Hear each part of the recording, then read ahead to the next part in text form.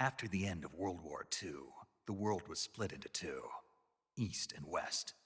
This marked the beginning of the era called the Cold War.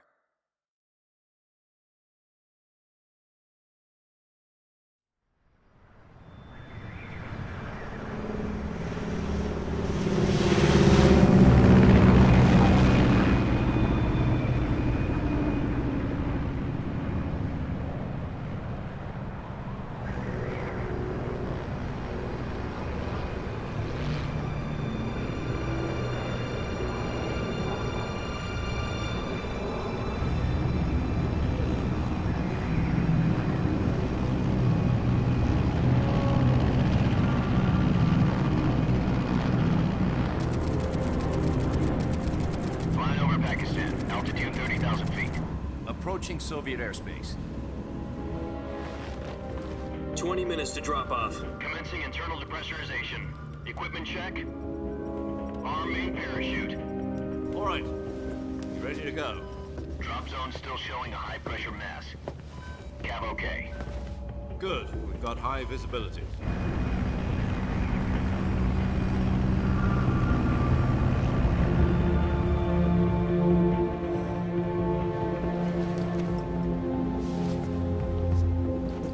Put out that cigar. Connecting oxygen hose to interior connector. Put on your mask.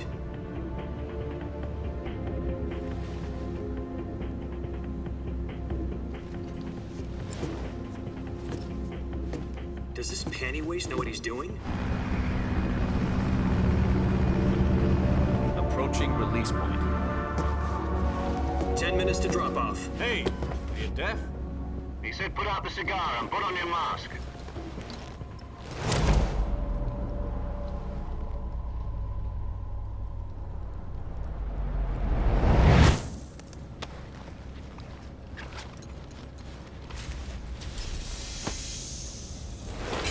Depressurization complete. Checking oxygen supply. 6 minutes to drop off. Opening rear hatch.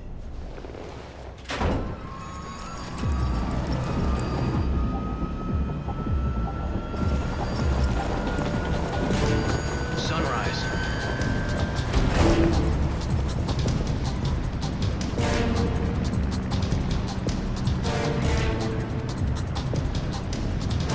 External temperature minus 46 degrees Celsius. 2 minutes to drop off. Stand up. You'll be falling at 130 miles per hour. Try not to get frostbite from the wind chill. 1 minute to drop off. Move to the rear.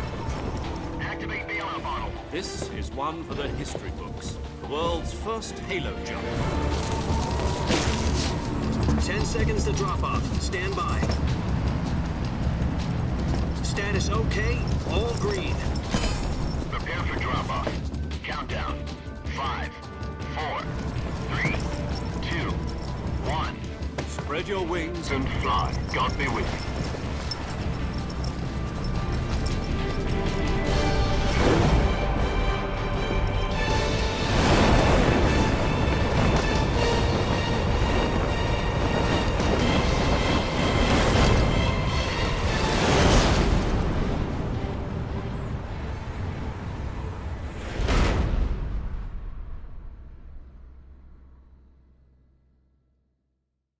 Jack, I've got some important news.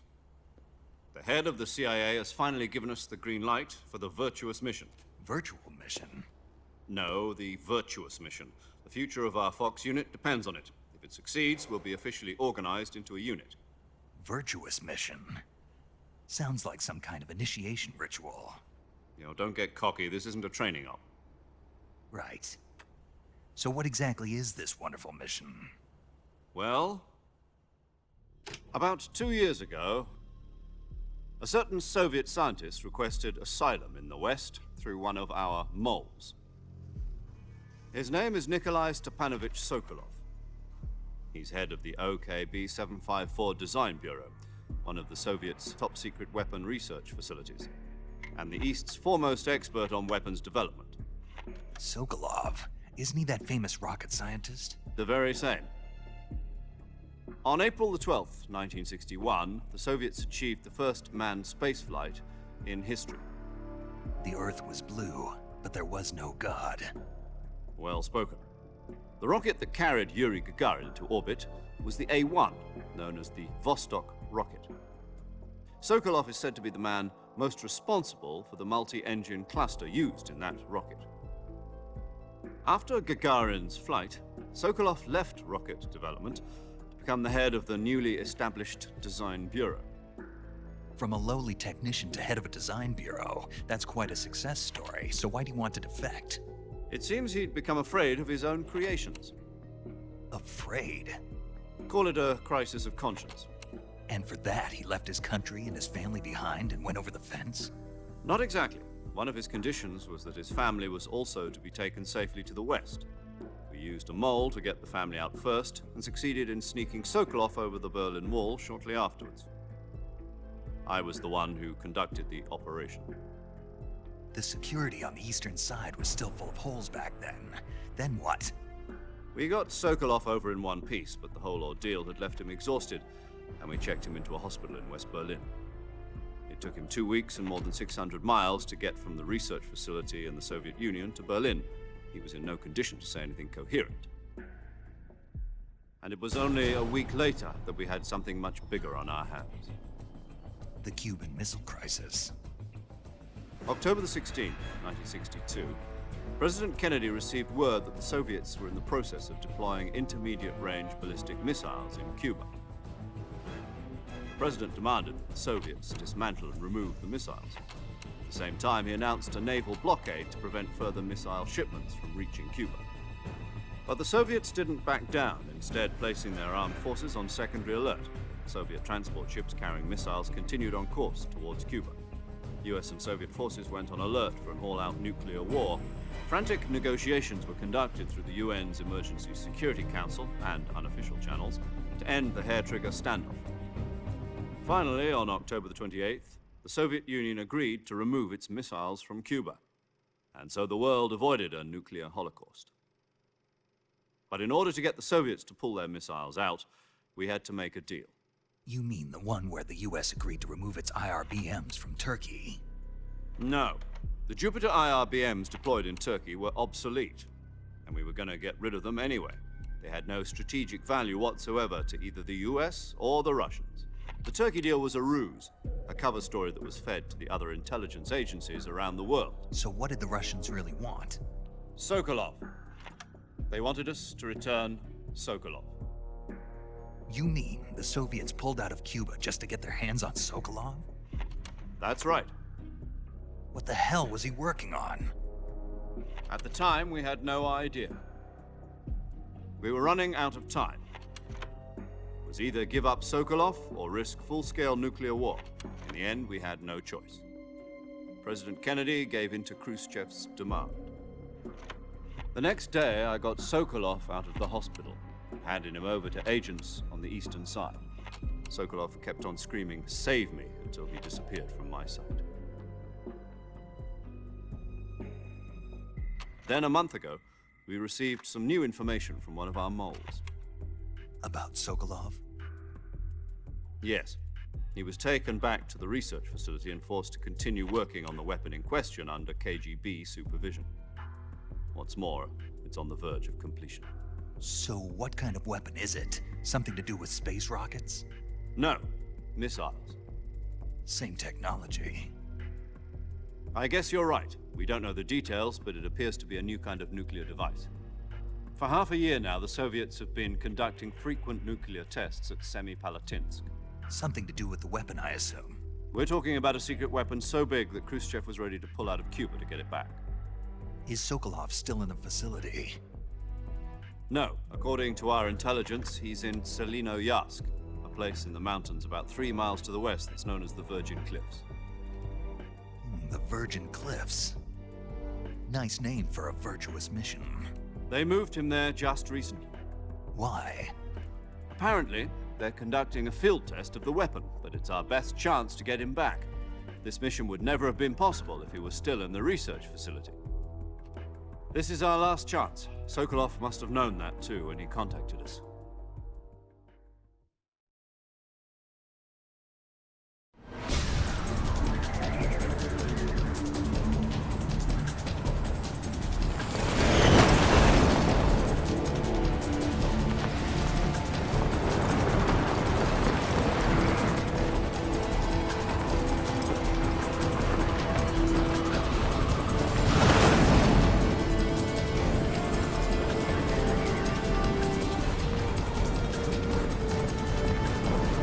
Listen up, Jack.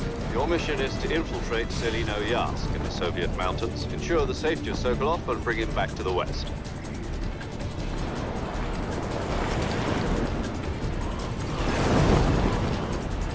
If we don't get Sokolov back before that weapon is complete, we'll be facing a major crisis. The clock is ticking.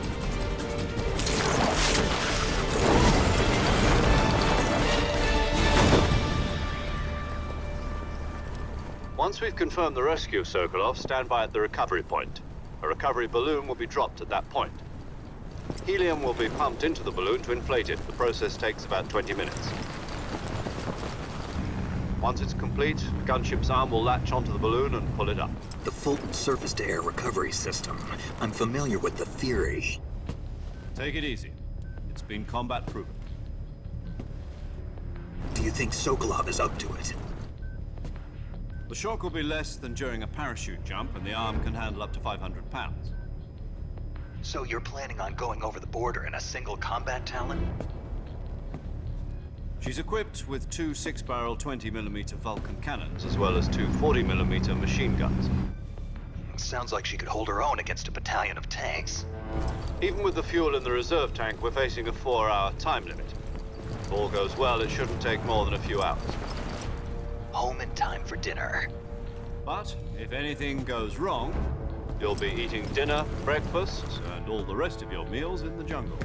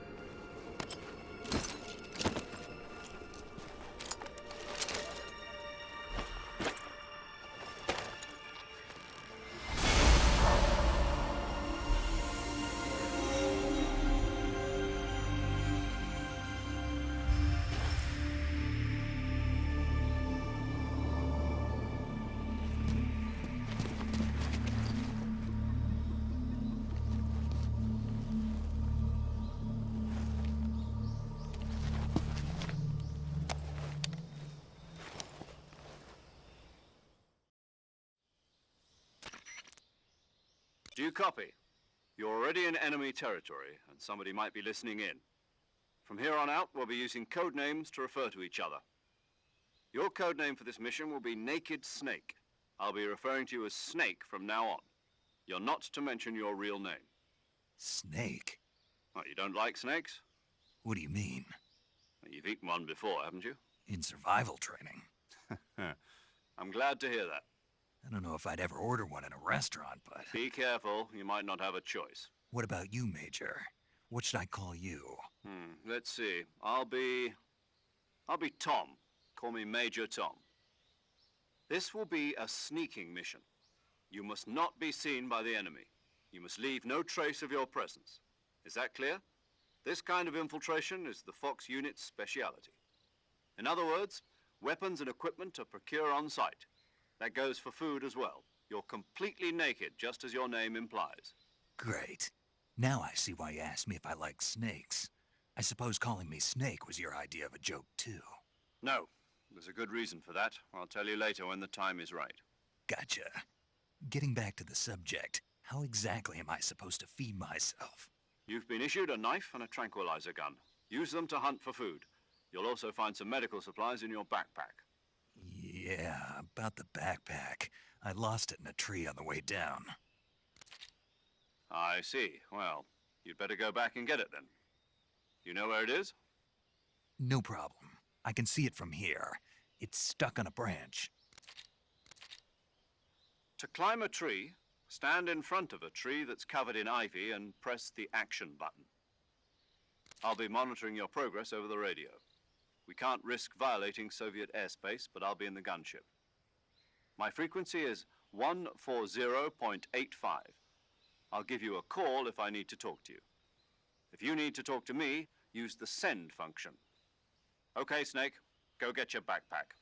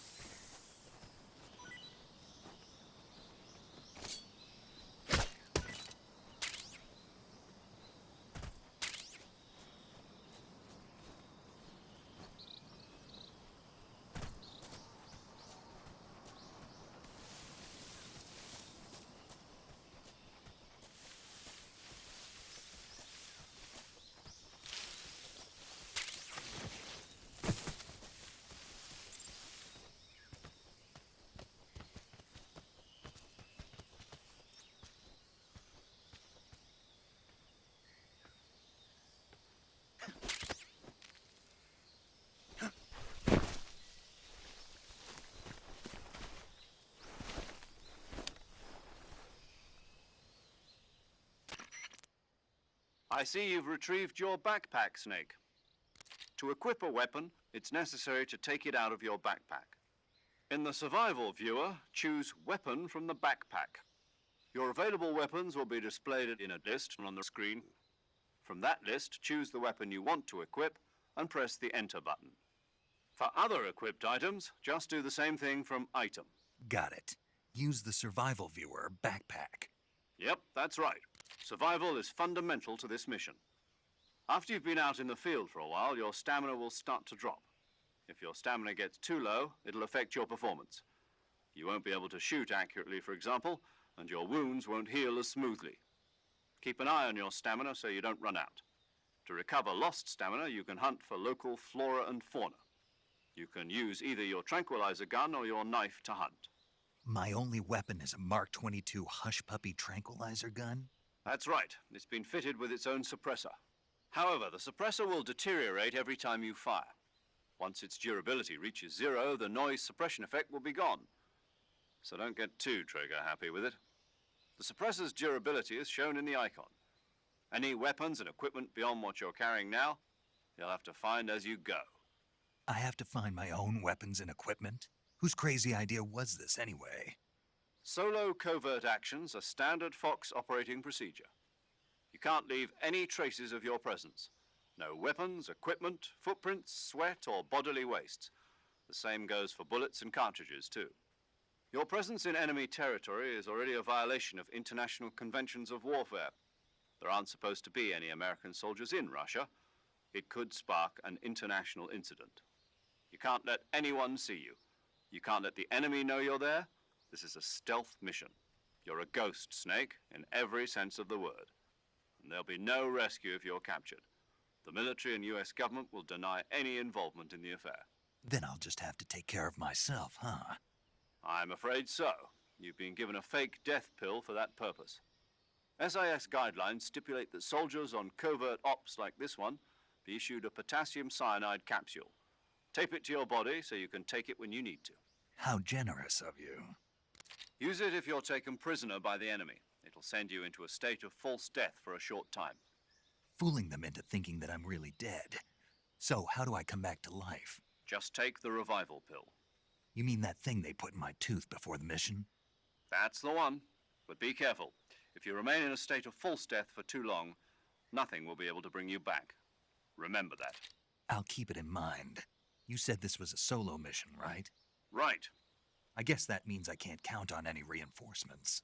Correct. The mission rests entirely in your hands. A real one-man army. Relax. There's a support team ready to back you up over the radio. Who? I'll introduce them to you. This time, survival is of utmost importance. The first member of the support team will be in charge of monitoring your physical condition, acting as a medic, so to speak, as well as recording your mission data. She's a member of Fox as well, and she's here on the gunship with me. She? Hello, Snake. I'm paramedic. Nice to meet you. Paramedic. As in a medic who comes in by parachute. Aren't you going to tell me your real name? Are you going to tell me yours, Mr. Snake? My name, huh? It's John Doe. And they call you Jack for short. You're a regular Captain Nemo.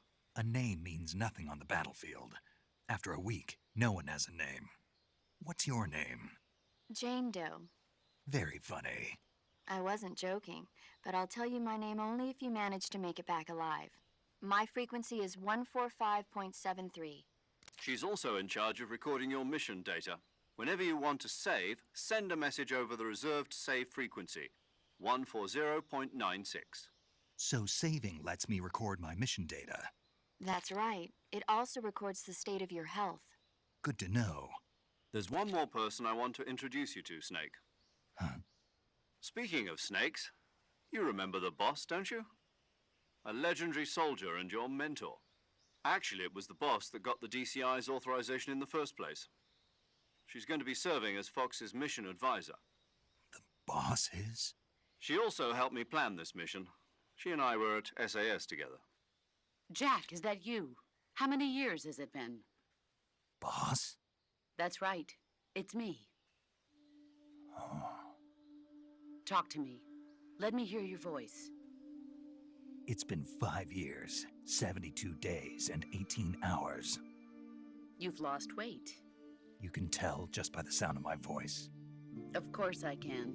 I know all about you. Really? Well, I don't know anything about you. What's that supposed to mean? Why'd you disappear on me all of a sudden? I was on a top-secret mission. You didn't need me anymore. But there were still so many things I wanted you to teach me. No, I taught you everything you needed to know about fighting techniques. I taught you all I could. The rest you needed to learn on your own. Techniques, sure. But what about how to think like a soldier? How to think like a soldier? I can't teach you that. A soldier needs to be strong in spirit, body, and technique. And the only thing you can learn from someone else is technique. In fact, technique doesn't even matter. What's most important is spirit. Spirit and body are like two sides of a single coin. They're the same thing. I can't teach you how to think. You'll just have to figure it out for yourself. Listen to me, Jack.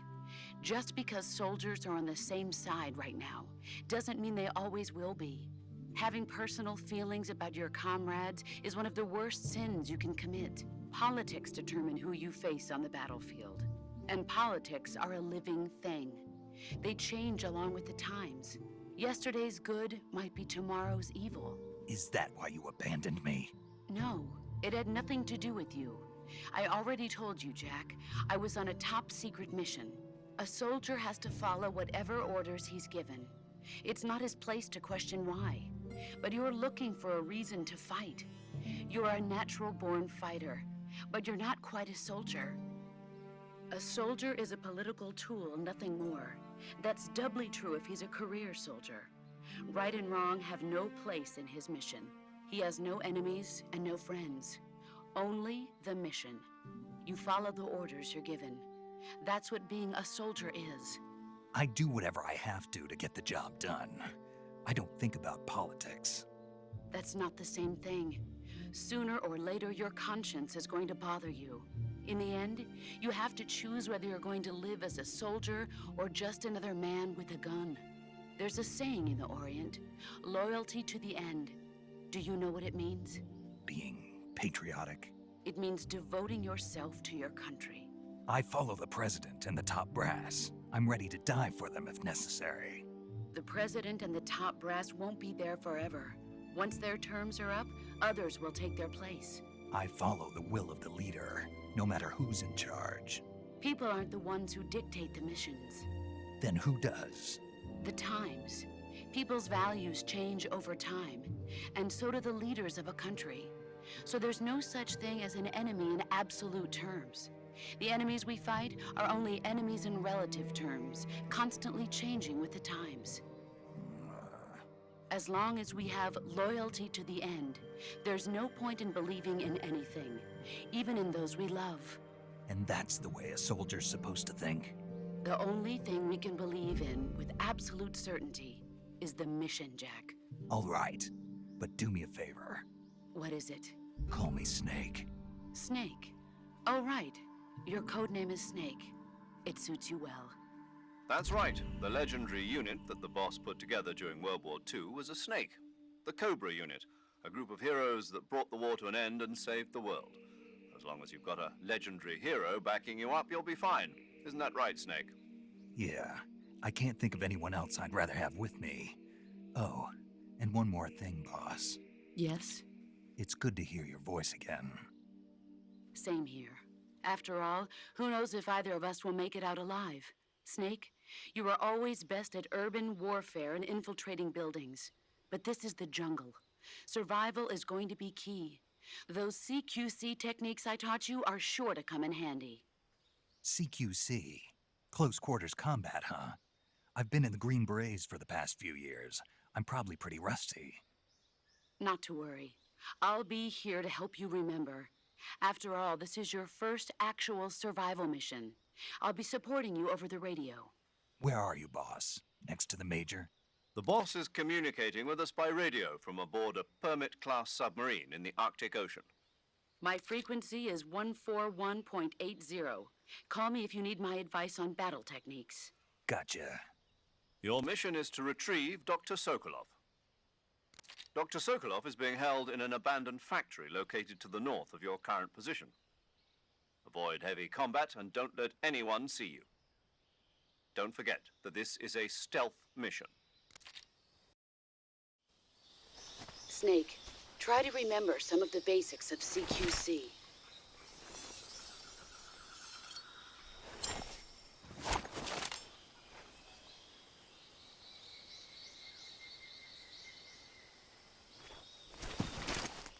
Commencing virtuous mission now.